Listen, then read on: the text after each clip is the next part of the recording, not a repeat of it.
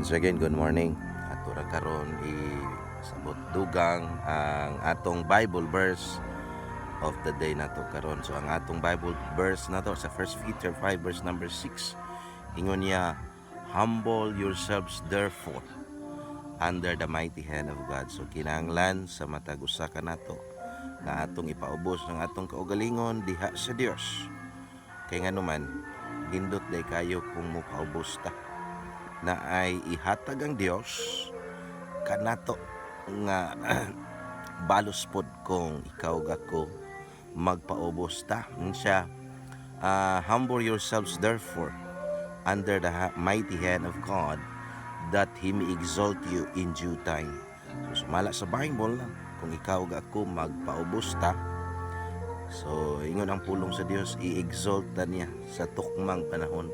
So kinsay mo pataas na to ang Dios.